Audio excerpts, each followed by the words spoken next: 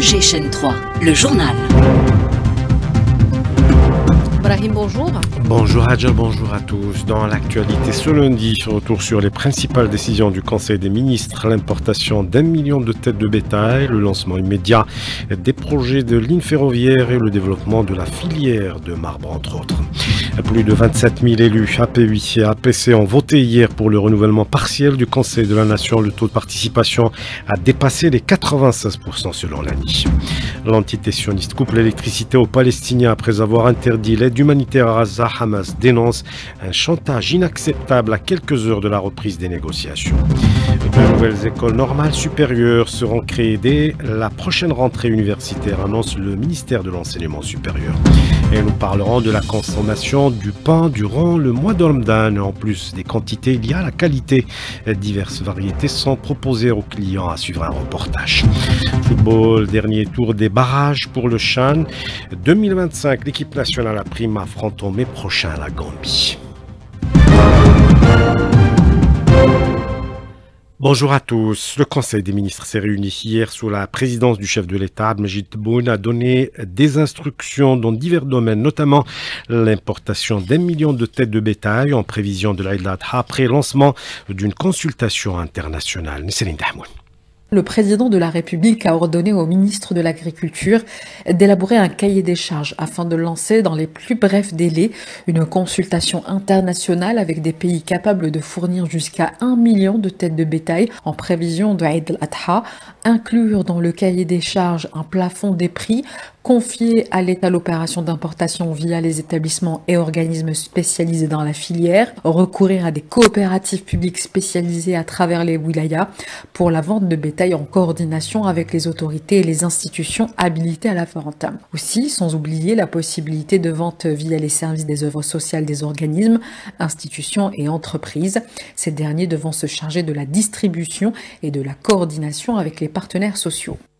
D'autres dossiers sont passés en revue également lors de la réunion du Conseil des ministres, notamment le secteur ferroviaire, la filière ou le développement de la filière du marbre et l'enseignement supérieur.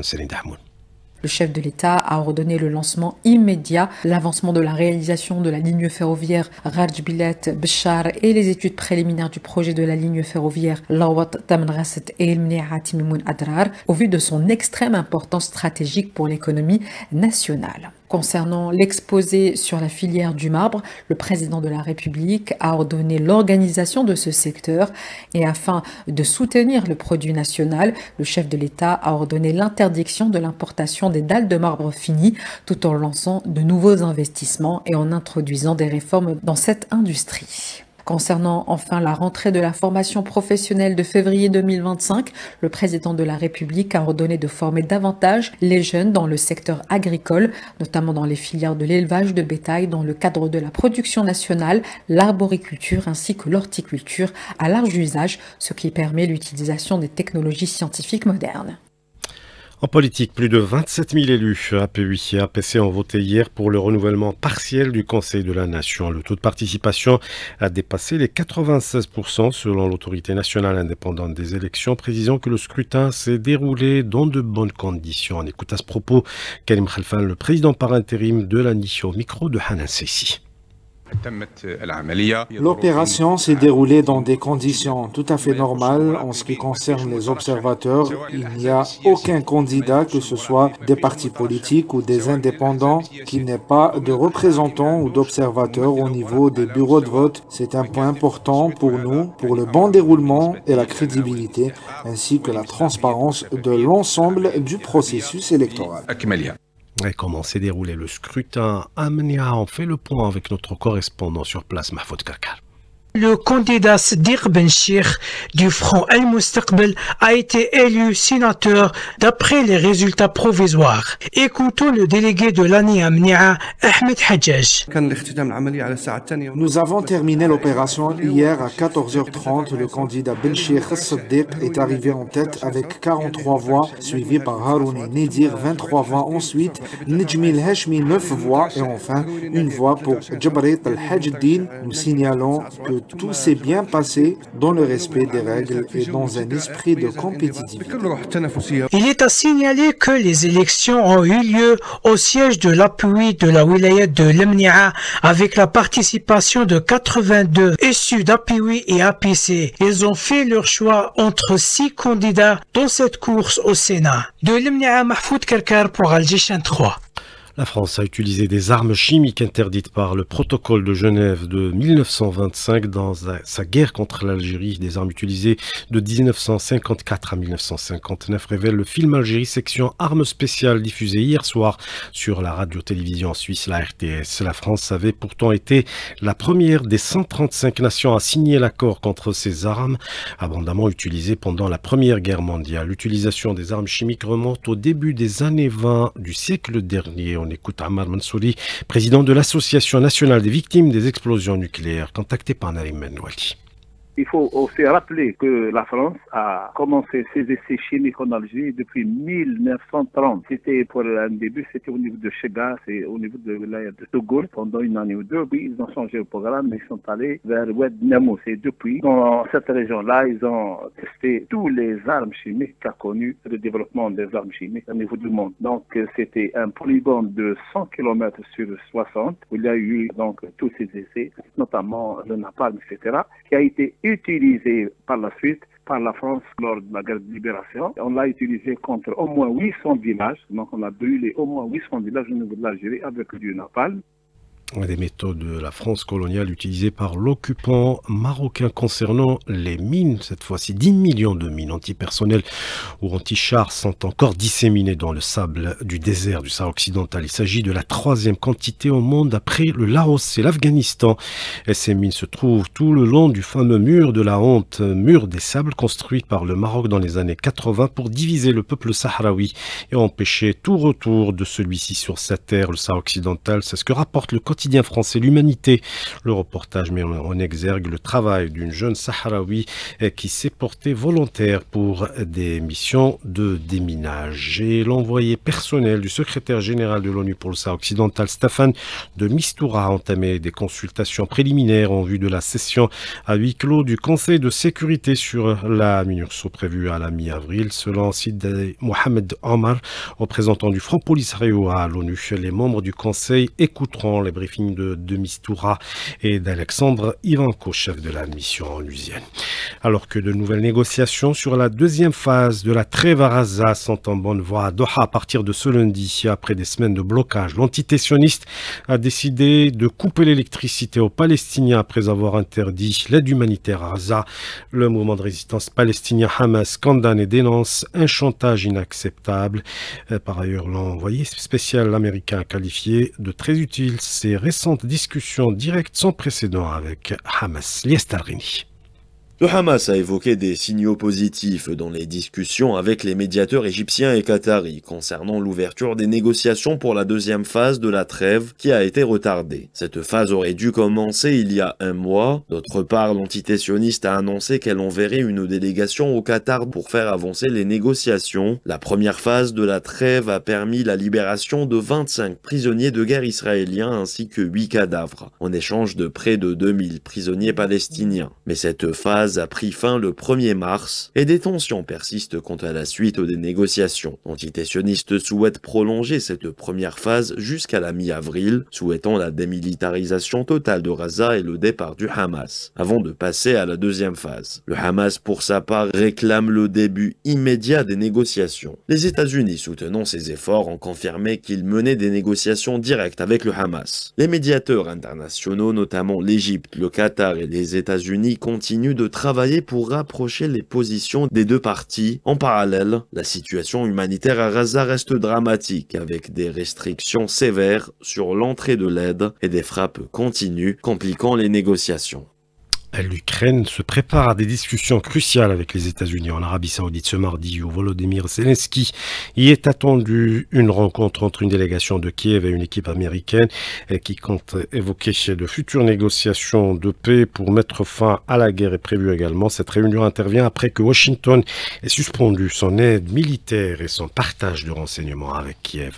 Le parti au pouvoir au Canada a élu hier Mark Carney comme nouveau chef et futur premier ministre succédant à Justin Trudeau Bado, ancien banquier central de 59 ans carnet, a promis de bâtir une nouvelle économie et de créer de nouvelles relations commerciales. La Chine va appliquer à partir d'aujourd'hui de nouveaux droits de douane sur tout un éventail de produits agricoles américains en réponse aux 20% de taux douanières imposés par Trump sur les produits chinois. La prochaine rentrée universitaire verra la création de nouvelles écoles normales supérieures dans différentes villes universitaires ainsi que des annexes dans d'autres.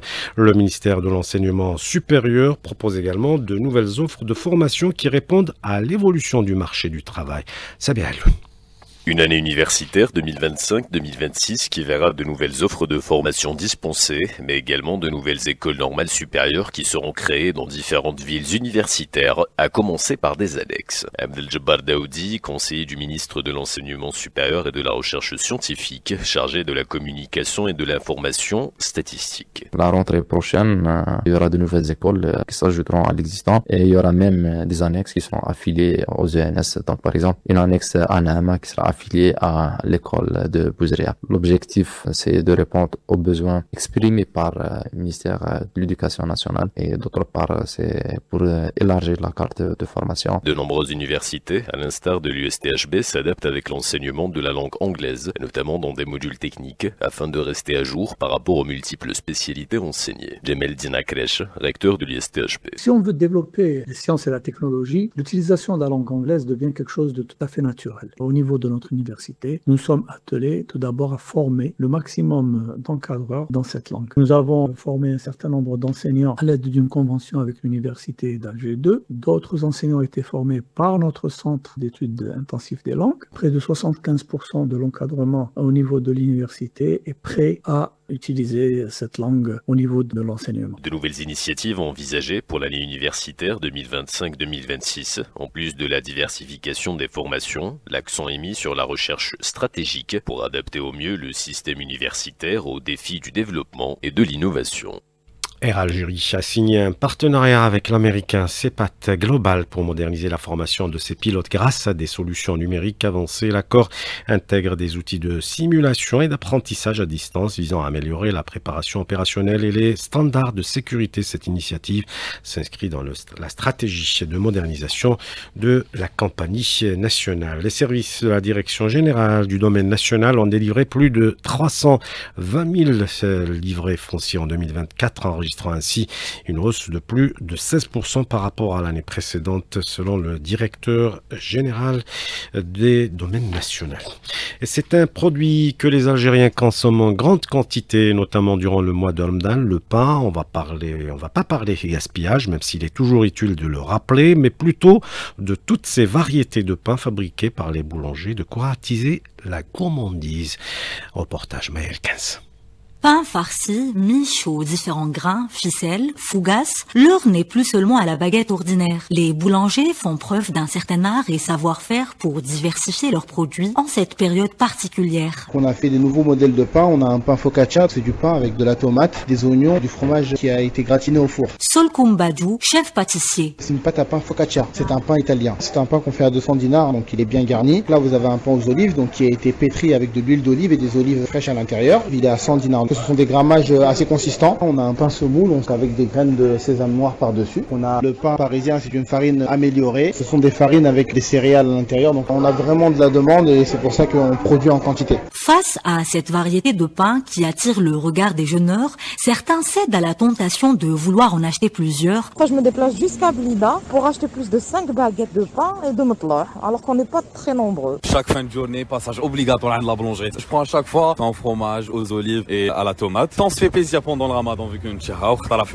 D'autres, par contre, demeurent modérés vis-à-vis de cette diversité. J'achète ce qu'il me faut, pas plus. De temps en temps, acheter une deuxième variété de pain d'olive au lieu d'une seule variété. J'achète, mais pas 3-4 variétés de pain. Cette abondance de pain réalisée pendant ce mois sacré ne doit pas faire perdre de vue que les citoyens, en cédant à la gourmandise, peuvent basculer dans le gaspillage en achetant de grandes quantités. Ces dernières, non consommées, finissent souvent dans les bennes à ordures. Un reportage signé Mayel 15. Et puis, dans le cadre du programme de contrôle durant ce mois de Ramadan, 8 quintaux de viande rouge impropre à la consommation saisis à Chlef par les services de la sûreté en coordination avec les services du commerce. Le commerçant contrevenant sera poursuivi en justice. Retour à présent culture sur le gala artistique animé hier soir par Belaïd Tagraoula, un artiste multidisciplinaire qui compte déjà 45 ans de carrière. Le gala a été animé à la Maison de la Culture Mouloud Mamri. Mohamed Haouchi. Il s'appelle Belaïd Mechkan, mais surtout connu sous son nom d'artiste Belaïd Tagraoula, du fait qu'il fit partie du fameux groupe musical Tagraoula, qui était renommé dans les années 80 pour sa musique moderne, amazigh et engagée. Lui qui fut durant plus de 40 ans un chanteur et musicien très apprécié, mais aussi animateur à la radio, à la télévision nationale, tout en étant professeur de musique dans un collège d'Alger. Et à 66 ans bien porté, Belaïd Tagraoula a subjugué hier soir le fidèle public de la Maison de la Culture Mouloud Mamri avec son riche répertoire. J'ai toujours aimé l'animation, j'ai toujours aimé l'activité culturelle. J'écoutais beaucoup la radio, la chaîne 2, la chaîne 3. Je rêvais de faire de la radio. Je rêvais aussi de faire enseignant. J'étais enseignant professeur de musique, donc je faisais ça en parallèle. Avec le groupe Tagraoula, j'enseignais pendant 32 ans et puis j'animais des émissions à la radio, puis à la télévision pendant plus de 20 ans. Le côté culturel, c'est mon univers, c'est mon oxygène.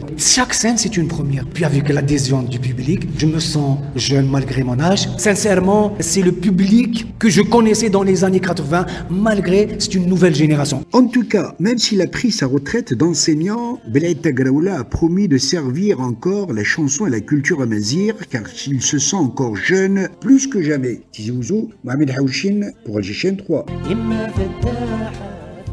Sport, football, l'équipe nationale à prime, composée de joueurs locaux qui affrontera la Gambie en mai prochain au deuxième et dernier tour des barrages qualificatifs au 8e championnat d'Afrique des Nations CHAN 2024 reporté à 2025. La compétition est prévue du 2 au 30 août prochain au Kenya, en Tanzanie et en Ouganda. Et puis la commission de recours de la FAFA a revu à la baisse la sanction infligée au défenseur et capitaine du Mouloudia d'Alger, Ayoub Abdelawi, de 6 à 4 matchs de suspension ferme. C'est ce qu'a annoncé le club hier. C'est la fin de ce journal. Merci d'avoir suivi la météo à Jalm Saoudi. Juste après Matin Sport avec Mahamar Jibour.